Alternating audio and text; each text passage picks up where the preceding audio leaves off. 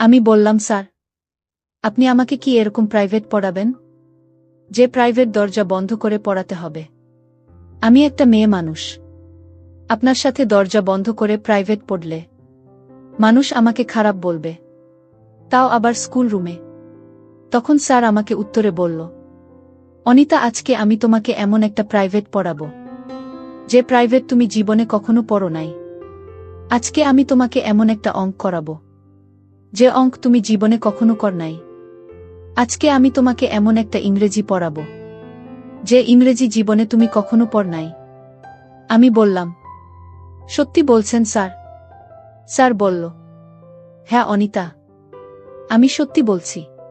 তারপর বন্ধুরা স্যার আমাকে খালি রুমে একলা ডেকে নিয়ে পরীক্ষায় ভালো নম্বর দিবে বলে প্রাইভেট পড়ানোর নামে আমার সাথে যা করল, তা শুনলে বন্ধুরা তোমাদের মাথা গরম হয়ে যাবে। সত্যি বলছি বন্ধুরা, আজকের গল্পটি অনেক অনেক ইন্টারেস্টিং। আশা করি তোমরা শুনে অনেক মজা পাবে। পুরো গল্পটি শোনার জন্য বন্ধুরা তোমাদের নিকট আমার বিনীত অনুরোধ। বন্ধুরা, তোমাদের নিকট আমার ছোট্ট একটি অনুরোধ, তোমরা দয়া করে আমার চ্যানেলটিকে সাবস্ক্রাইব করে আমাকে সাপোর্ট করবা। বন্ধুরা, আমার নাম অনিতা। আমি কলকাতার একজন মেয়ে। বন্ধুরা, আমার বর্তমান বয়স 25। কিন্তু আমি তোমাদেরকে যে ঘটনাটি বলবো তা আমার জীবনের বাস্তব একটি ঘটনা, যা আমার মতো একটা ছোট্ট বালিকার সাথে কোনো শিক্ষকেই করা উচিত নয়। বন্ধুরা, আমার জীবনে ঘটে যাওয়া বেদনাদায়ক ঘটনা ঘটেছিল আজ থেকে প্রায় 9-10 বছর আগে। বন্ধুরা, আমি তখন কলকাতা শহরের একটি বেসরকারি স্কুলে ক্লাস 10-এ পড়তাম। আমি তেমন ভালো ছাত্রী ছিলাম না, কারণ টিভিতে সুন্দরী প্রতিযোগিতা দেখে দেখে নিজের সুন্দর চেহারা নিয়ে গর্ব করতাম আর ভাবতাম, চেহারা সুন্দর মানেই দুনিয়া আমার হাতের কাছে।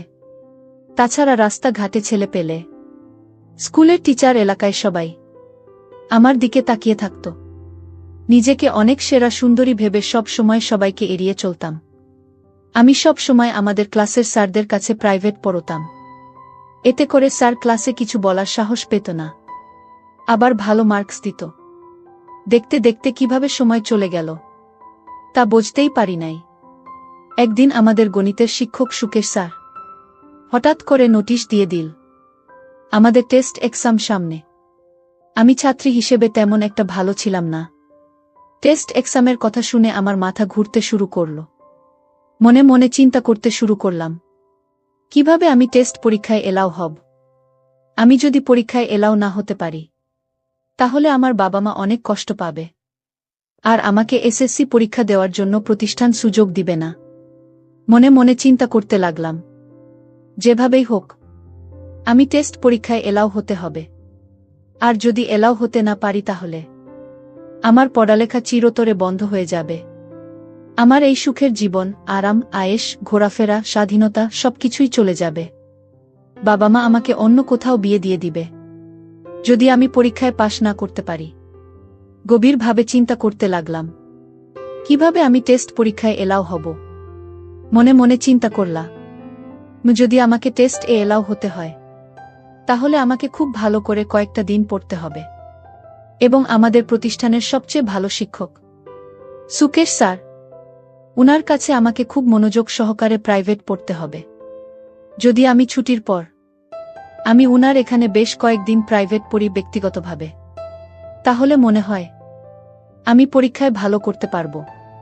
এই চিন্তা করে আমি সুকেশ স্যারের কাছে চলে গেলাম।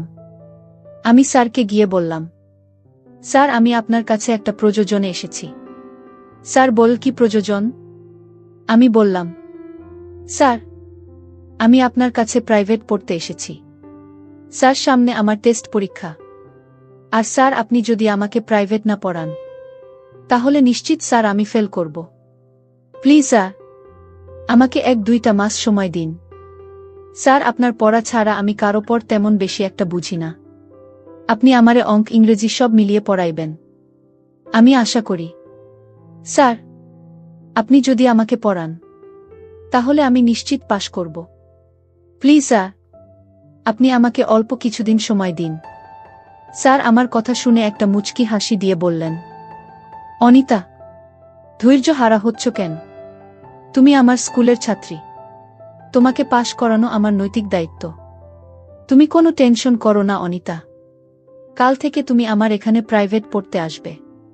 আমি তোমাকে খুব মনোযোগ সহকারে পড়াবো। কিন্তু অনিতা, তোমাকে আমি পরীক্ষায় 100% পাস করিয়ে দিব। কিন্তু আমার একটা শর্ত তোমাকে মানতে হবে। আমি বললাম, কি শর্ত স্যার? স্যার বলল, অনিতা তুমি খুব সুন্দর। আমার স্কুলের সবচেয়ে সুন্দরী ছাত্রী তুমি।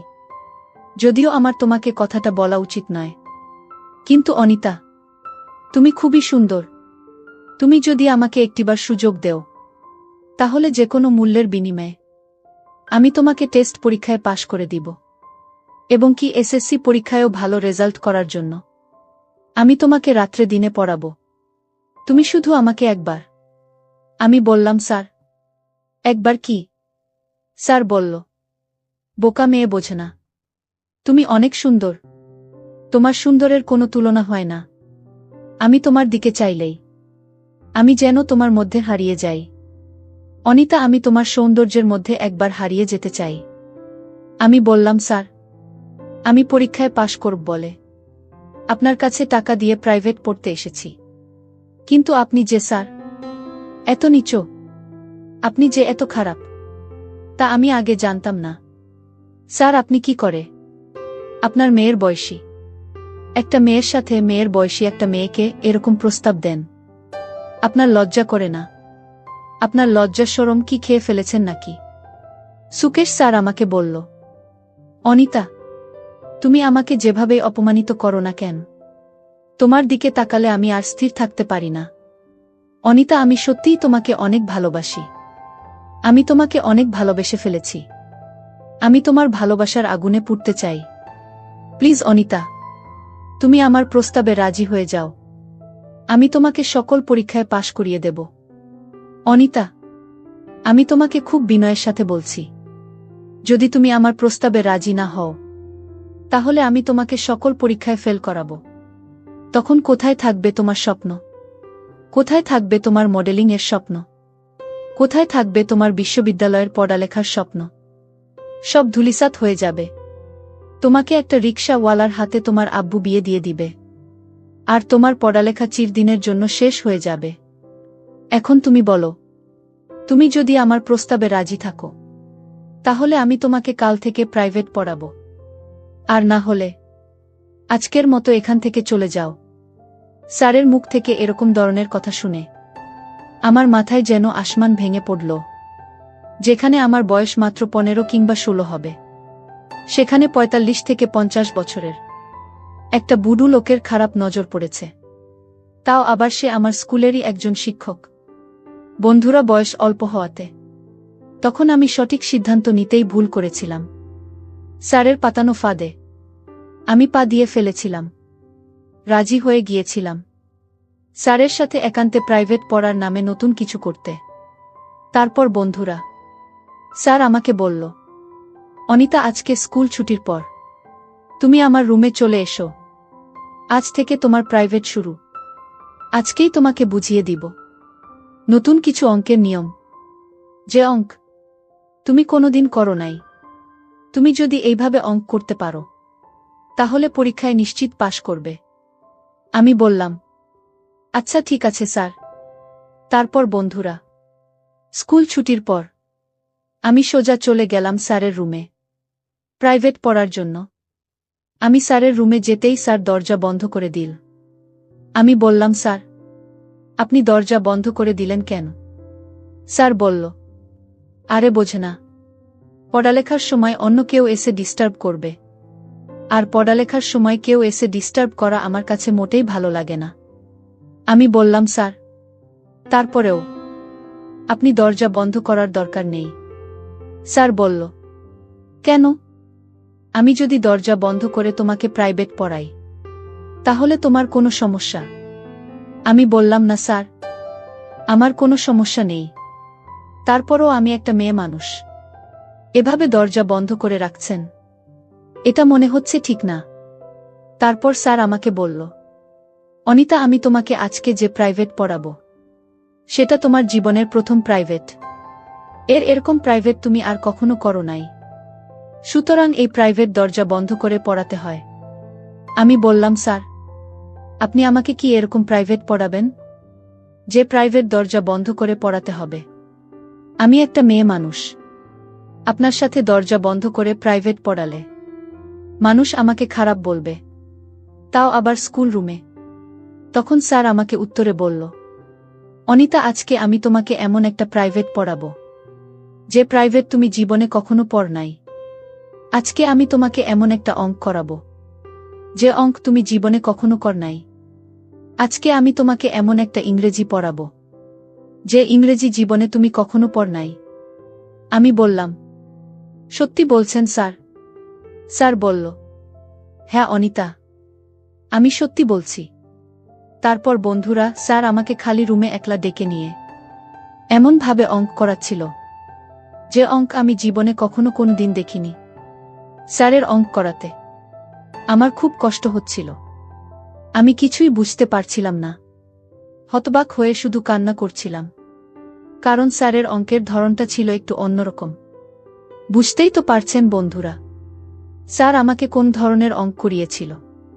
এভাবে বন্ধুরা স্যার আমাকে পড়ার ফাঁকে ফাঁকে প্রতিদিন বিশেষ ধরনের একটা অঙ্ক করাতো, যে অঙ্কটা করাতে প্রথম আমার খুব কষ্ট হয়েছিল। কিন্তু এভাবে স্যার আমার সাথে 1-2 মাস অঙ্ক করার ফলে খুব ভালোই লেগেছিল, এবং এইভাবে আমি আমার টেস্ট পরীক্ষায় উত্তীর্ণ হয়েছিলাম। অবশেষে আমি এসএসসি পরীক্ষায় পাস করেছিলাম। কিন্তু এই পাসটা হয়েছিল একটা বিনিময়ের পাস। এই সামান্য একটা সার্টিফিকেটের জন্য আমার জীবনের সার্টিফিকেটের একটা গুরুত্বপূর্ণ অংশই আমাকে বিসর্জন দিতে হয়েছিল। যাই হোক বন্ধুরা, এটা আমার জীবনের একটা বেদনাদায়ক করুণ অধ্যায়। আমি জানি হয়তো তোমরা বন্ধুরা আমার কথাগুলো অনেকেই বিশ্বাস করবে না, আবার অনেকেই বিশ্বাস করবে। পরেও বলছি বন্ধুরা, পৃথিবীতে এমন কিছু ঘটনা ঘটে যা মানুষ বিশ্বাস করতে খুবই কষ্টসাধ্য হয়। আমার ক্ষেত্রেও ঠিক সেই রকমই হয়েছিল। বন্ধুরা, আমাদের প্রত্যেকটা সমাজেই এরকম ধরনের কুরুচিপূর্ণ মানুষ লুকায়িত আছে, যাদের কাছে তাদের বিলাসিতাটাই বড়, তাদের চাহিদাটাই বড়। তাদের সামান্য পরিমাণ চাহিদার কারণে আমার মতো সহজ সরল মেয়েদের জীবন নষ্ট হয়ে যাচ্ছে। তা তাদের চোখে পড়ে না। তারা অন্ধ, সারা জীবন অন্ধ হয়েই থাকবে। তাদের কপালে বিবেকের আলো কখনো জ্বলবে না। বন্ধুরা, আজকে এই পর্যন্তই। গল্পটি যদি তোমাদের ভালো লাগে তাহলে অবশ্যই লাইক, কমেন্ট, শেয়ার করবা। বন্ধুরা, তোমরা যদি এরকম ধরনের ইন্টারেস্টিং গল্প পেতে চাও তাহলে দয়া করে আমার চ্যানেলটিকে সাবস্ক্রাইব করে আমাকে সাপোর্ট করবা। পরিশেষে তোমাদের সুস্থতা কামনা করছি। ভিডিওটি দেখার জন্য তোমাদের সকলকে অসংখ্য ধন্যবাদ।